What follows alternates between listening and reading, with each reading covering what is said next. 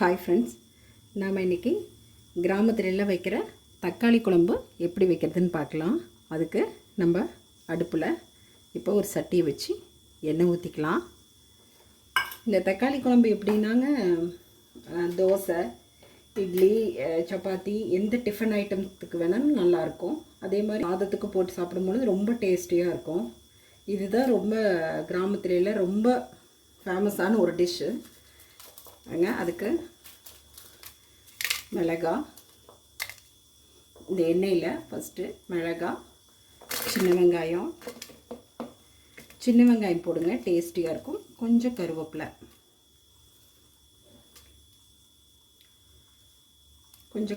போட்டுக்கோங்க. கருவேப்பிலை, வெங்காயம், வரமிளகாய் எல்லாம் போட்டுக்கிட்டோம். நம்ம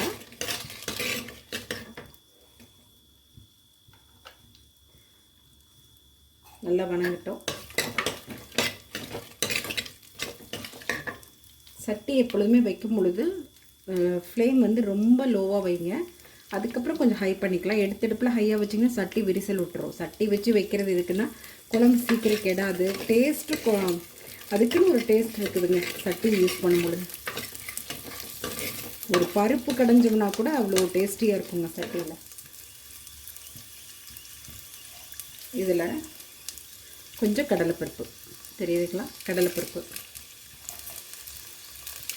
இந்த கடலைப்பருப்பு எப்படின்னா, இது ஒரு லைக் மட்டன் கிரேவிங்க. மட்டன் வந்து போடுறோம், இது வந்து மட்டன் போடுறது இல்லையா, தக்காளி போட்டு வைக்கிறதுனால இது ஒரு டேஸ்டியாக நல்லா இருக்கும். கடலைப்பருப்பு ஒரு டேஸ்ட் கொடுக்கும், கொஞ்சம் திக்னஸ் கிடைக்கும்.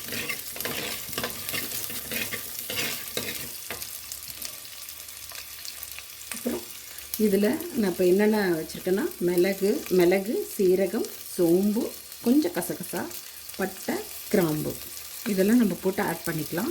கொஞ்சம் இந்த மிளகு கொஞ்சமாக வச்ச போதும் ஒரு சீரகம் வந்து ஒரு சின்ன ஸ்பூனு, அப்புறம் சோம்பு கொஞ்சம் கசகசா. இதெல்லாம் என்னென்னா டேஸ்ட் நல்லா இருக்குங்க. அது மட்டன் கிரேவிக்கு ஈக்குவலாக இருக்கும்.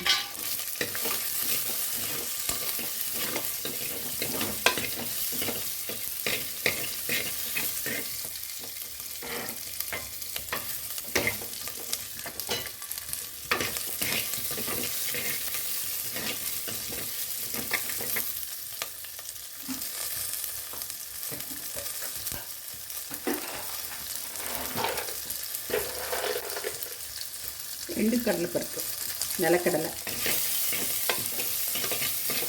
இந்த டேஸ்ட் இன்னும் கொஞ்சம் அதிகப்படுத்தி கொடுக்குங்க.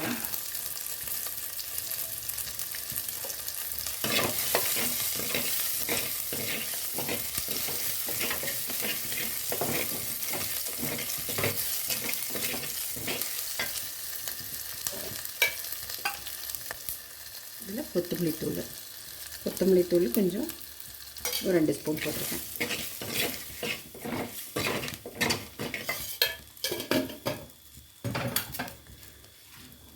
இதுலேயே நம்ம தக்காளி போட்டுக்கலாம்.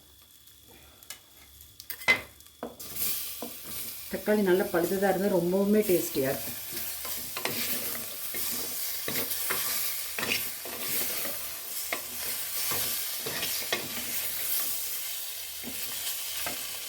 தக்காளி போடும் பொழுதே நீங்கள் கொஞ்சம் உப்பு போட்டுக்கோங்க. ஒரு வதங்கி வரும்.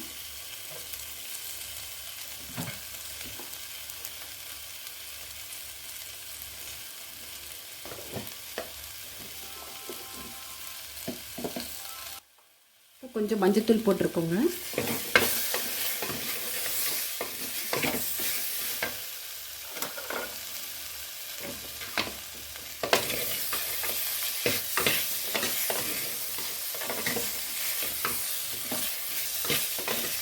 சப்பாத்திக்கு எல்லாத்துக்குமே ஊற்றி சாப்பிடலாம். தோசையெல்லாம் ஊற்றி சாப்பிடும்போது சூப்பராக இருக்கும். கிராமத்தில் எல்லாத்து வீட்லேயும் மேக்ஸிமம் மாடு வச்சுருப்பாங்கங்க. அதனால் டெய்லி தயிர் சிலுப்பி வெண்ணெய் எடுத்து வைப்பாங்க. இந்த ஃப்ரெஷ்ஷாக அந்த நெய்யும் வேக வச்சு சூப்பராக இருக்கும். இந்த குழம்பு ஊற்றி இட்லிக்கு இலையில் அப்படியே இட்லி போட்டு இந்த குழம்பு ஊற்றி அது மேலே லைட்டாக நெய் ஊற்றுவாங்க. மற்ற குழம்புல கிட்ட நிற்க முடியாது, அவ்வளோ டேஸ்டியாக இருக்கும்.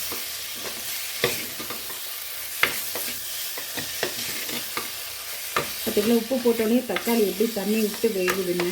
அதுக்கு தான் தக்காளி வந்து போடும்போது லைட்டாக உப்பு போடுறது.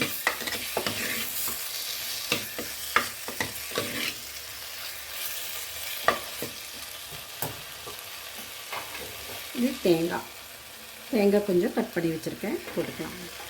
அவ்வளோதான், இது பெரிய டிஷ்ஷு. கொஞ்சம் இஞ்சி பார்த்திங்கன்னா கொஞ்சமாக போட்டால் போதும். இஞ்சி அவ்வளோதான் நம்ம தேவையான பொருளே இந்த தக்காளி குழம்புக்கு.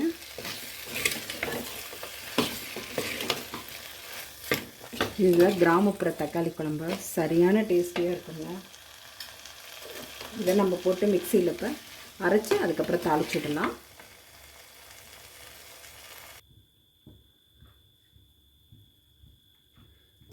இப்போ நம்ம வதக்குனதை அரைச்சி வச்சிட்டோம். இதில் இப்போ சட்டியில் தாளிக்கிறதுக்கு எண்ணெய் ஊற்றிக்கோங்க. கொஞ்சம் கடுகு,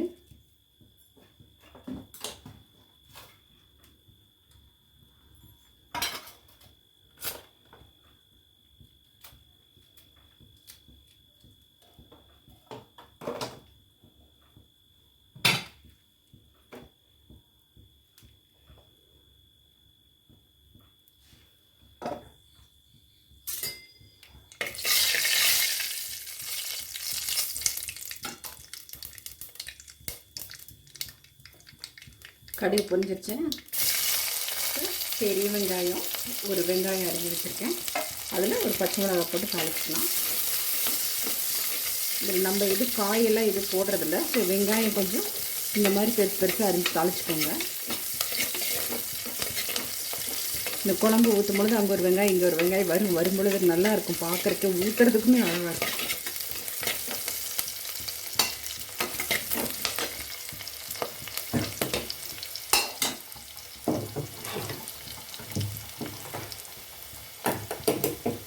நம்ம சேர்த்துக்கலாம் அரைச்சி வச்சதை.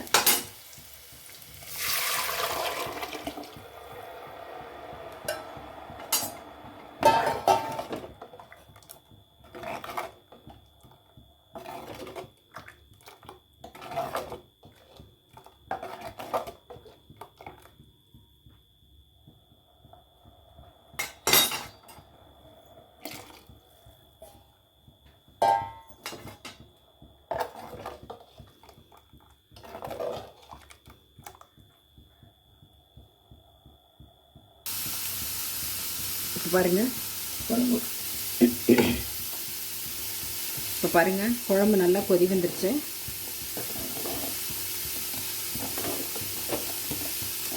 இன்னும் ஒரு கொதி வந்ததுன்னா ஆஃப் பண்ணிக்கலாம், கொஞ்சம் திக்னஸ்ஸாக இருக்கும்.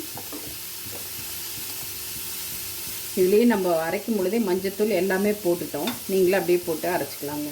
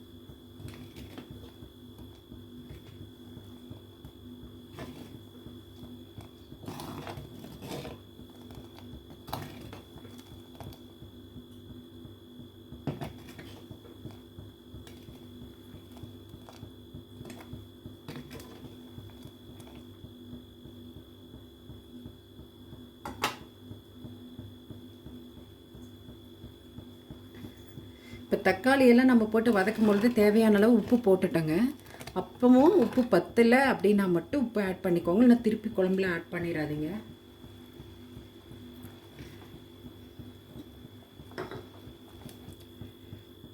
ஒரு கொதிச்சு வந்ததுன்னா போதுங்க, நம்ம தக்காளி குழம்பு ரெடி ஆயிடும். இதை நம்ம இப்போ நான் இன்றைக்கி செய்கிறது ரைஸ்க்கு செய்கிறேன், காலையில் டிஃபன், மதியானம் ரைஸ்க்கு. இது கூட நம்ம கொஞ்சம் கீ ஊற்றிக்கிட்டிங்கன்னா, அதாவது டிஃபன் சாப்பிடும் பொழுது கொஞ்சம் கீ ஊற்றுறவங்க, பிடிச்சிருக்கிறவங்க ஊற்றி சாப்பிடுங்க. அப்படி இல்லைன்னா அப்படியே சாப்பிடலாம், செம்மையாக இருக்கும். நீங்களும் கண்டிப்பாக இதை செஞ்சு பார்ப்பீங்க உங்கள் வீட்டில். இதில் நம்ம லைட்டாக ஃபைனல் கொத்தமல்லி தழை மட்டும் போட்டுக்கலாம்.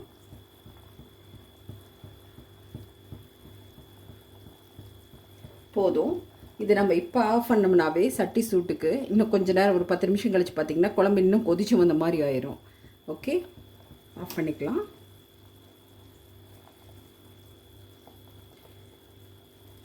என்னோடய வீடியோ பிடிச்சிருந்தா லைக் பண்ணி கொடுங்க, ஷேர் பண்ணி கொடுங்க, மறக்காமல் உங்களுடைய கமெண்ட்ஸ் போடுங்க. அப்புறம் சப்ஸ்கிரைப் பண்ணி கொடுங்க. உங்கள் ஃப்ரெண்ட்ஸ்க்கு சொல்லி சப்ஸ்கிரைப் பண்ண சொல்லுங்கள். Thank you so much.